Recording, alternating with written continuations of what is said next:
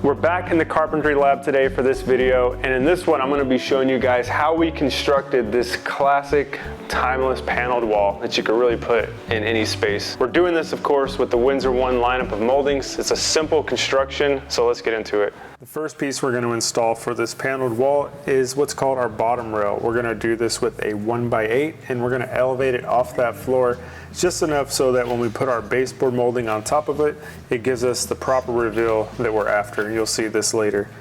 The next piece that we're going to put in is called our mid rail. This is going to go between the bottom rail and what will come later as the top rail. We're going to get this leveled off so that our chair rail sits right in the middle of it. And our chair rail is going to be this molding here. This is the WOCM003. This is a nice casing, but I'm using it as a chair rail in this case. So we're going to get this installed right in the middle of our mid rail there. And the reveal I was talking about on the baseboard is the same reveal that's going to be showing on that mid rail after that chair rail goes in. And last but not least, you guessed it, the top rail. This one is determined by our crown and the coffered ceiling, and we'll get into that in a future video, but the layout is going to be the exact same. So here's what we look like with our bottom, mid, and top rail installed. Next is going to be our stiles. Our stiles are the vertical members of the paneled wall, and we've got these laid out so that the seams of our plywood backing get covered by the stiles. Notice as we put our stiles on, you're seeing those seams of the plywood disappear. And that's another thing I highly recommend is you don't really want to put this right over drywall for a look like what we're going for here. You want to use some kind of plywood backing. And we'll use a laser to line up the bottom with the top. I'm just shooting this with 18 gauge brads here for the sake of demonstration, but an actual field install, I would assemble this, glue it, and use a finish nail to actually secure it. We're going to add this molding here. This is the WOBB002, and this stands for Windsor 1 Backband 2. And this Backband 2 is from the Greek Revival line of moldings. We're going to take this and we're going to install it inside every panel. You can see it gives you that nice break. It breaks that hard edge. It gives you that shadow line and just really sets off and makes each panel pop. And it's not ornate, it's not elaborate, doesn't have a lot of movement, and that's what you'll notice about Greek Revival architecture in general. It's no different with the Windsor 1 Greek Revival line. Now if you didn't want to add this Greek Revival molding, or any molding for that matter, say you have like a more simple style, you don't have to add anything in these panels. You can leave them as they are, and they would be what we call like a board and batten, or some people call this shaker, where it's just these clean lines, and that's totally fine too. It's simply all just personal preference. But to add these moldings really isn't that big of a deal. They're just 45 cuts. We glue each end and then we snap them into place. But it's all just in what the client, or you if you're doing it for yourself, wants to do.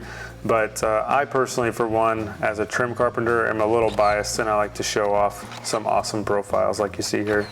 So I've got this first panel in, and you'll notice the way I do this, I like to put the small pieces in first, and these larger ones that have some flexibility to them, I'll put them in. I don't have any glue on this one, but I'll put glue on each corner, and then I'll flex it in. You can see that kind of like resistance there.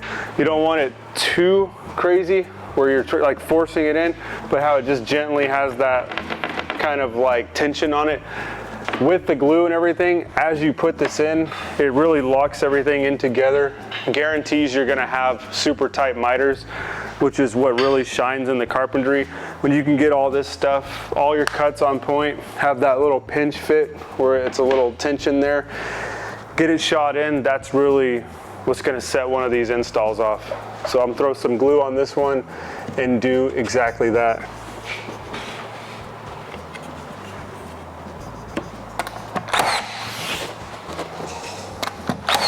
Look at the before right here of just your plain board, which is, again, it's another style, it's fine.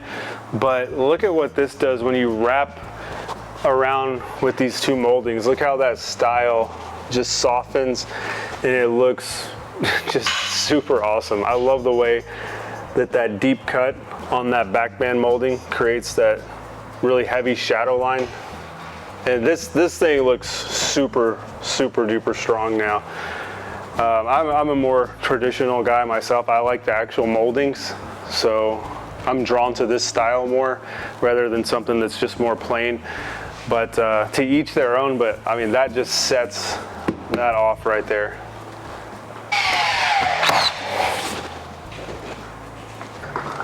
So there you can see also a before and after. We've got all of our top panels with the panel molding in, none of the bottom ones yet. There's a before and at the bottom and an after at the top. And our final molding to complete this install is our baseboard molding here at the bottom. Notice the reveals I was talking about earlier are the same on the chair rail and the base as shown on the stiles and rails. And this is the WOBM001 inch and 3/16 by 7 1/4.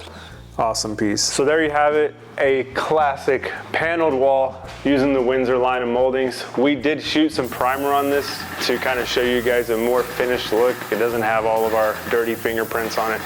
And I think it looks amazing. We've got our wainscot representing our pedestal, our tall panel representing our column, and then we did get into our crown up there, and we're not going to get into that in this video because that is in relation to the coffered ceiling that you see above me, and that's going to be the next video out of here, which I'm really looking forward to. But this space and using these moldings, using this clean millwork, it just feels so inviting. And it's funny because we're here in this kind of like warehouse environment. I want to take all this stuff home with me. It's looking good.